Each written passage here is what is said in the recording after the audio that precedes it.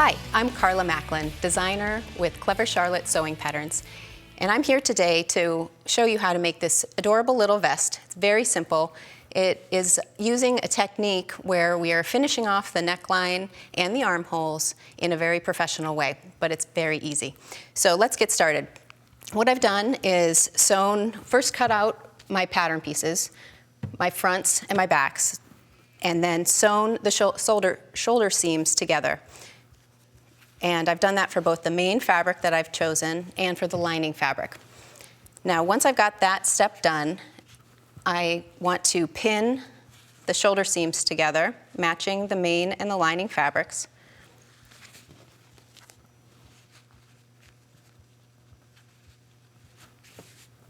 And I'm going to pin all the way around the neckline, and in this case, the center front, all the way to the hem, as well as the armhole openings, pinning all the way from the edge of the pattern piece to the other edge of the pattern piece. So I've got this already prepared over here. And I have sewn the armholes on both sides, and now I'm going to sew the center front and the neckline of this garment. So I'm starting at the hem, and I'm using a 1/2 inch seam allowance on this pattern.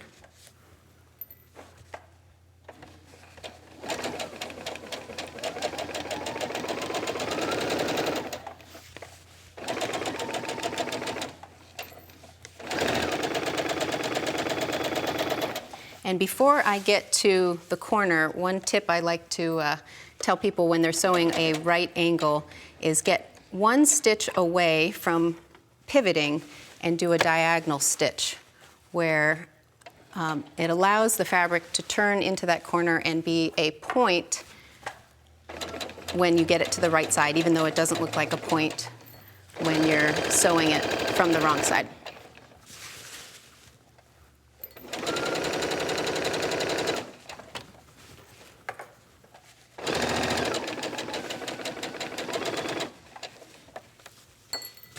So I've sewn up the center front, and I'm going around the neckline right now.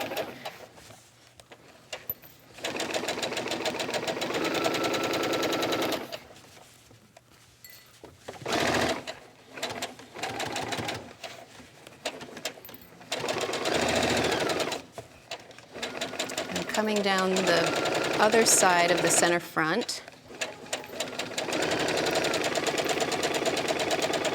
And again, I'm going to pivot one stitch away from the corner and go the rest of the way to the hem.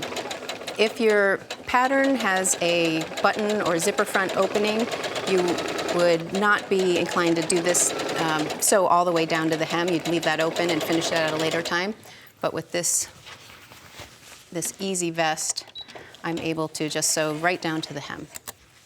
So now that I have this neckline sewn, I want to make sure that I'm clipping all my curves at about 1/2 inch intervals. I like to get a little bit closer together when I've got a tighter curve. And I'm getting right up close to that stitch line without cutting into it.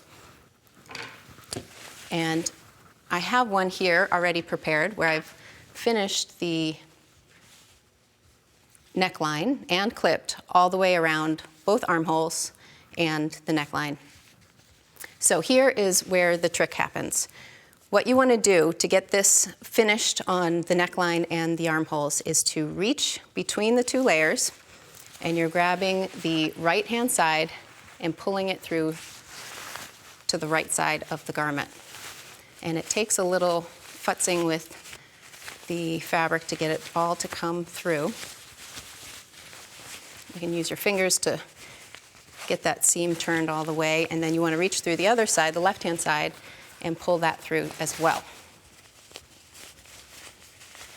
And you can use a point turner at this point to get those the points of the lapel nice and crisp. And I like to give it a finger press all the way around so that it really starts to take shape. And at this point, you need to get your iron out, take it over to your ironing board, and press all around the garment where you've sewn. And you'll notice that the only seams left unsewn at this stage of the vest are the side seams and the hem. So our next step is to, see, this one's nice and pretty and has been pressed. Our next step is to sew the side seams together. And this is tricky to describe, but it's very easy to do. You just want to match the wrong sides of the right sides together of the main fabric, our purpley here, and make sure that the underarm point where the seams come together are aligned on both sides. I put a pin there first, and then I put a couple more pins on either side of that side seam. It doesn't matter where you press the, or you put the seam allowance that's caught in there. It can just be pushed to one side. You don't need to press that open at this stage. So once I've got that pinned, I'm going to start sewing from one hem to the other.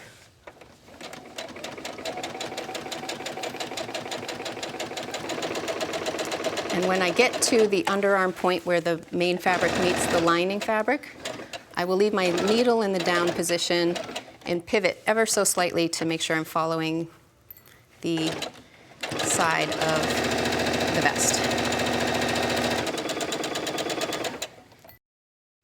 Okay, I'm going to press my side seam open. So I'm starting from one side of the hem, the main side, doesn't really matter which one you start with first, and I'm pressing all the way to the underarm point and then flipping so I can get right in there. With children's wear especially, the garments are so small, sometimes it's hard to get all the way in there with a big iron, but you'll see it's not too hard if you just flip it around. And then I'll also do a press from the side, the main outside of the garment, to get that final side seam looking good under the arm. So my final step is to work with the hem, and you can hem this in any way you choose. I tend to press the seams under the 1/2 inch on both the main and the lining fabrics, and then I sandwich them together, aligning them with some pins, and I will either top stitch or hand sew. I tend to hand sew with a whip stitch or some kind of invisible stitch along the hem to make it finished. And then we're basically done with making the vest. And you can use this technique on a variety of patterns. Here I've used it for a little boy's vest, a very similar technique. In this case, I've made a top that has an opening in the shoulder.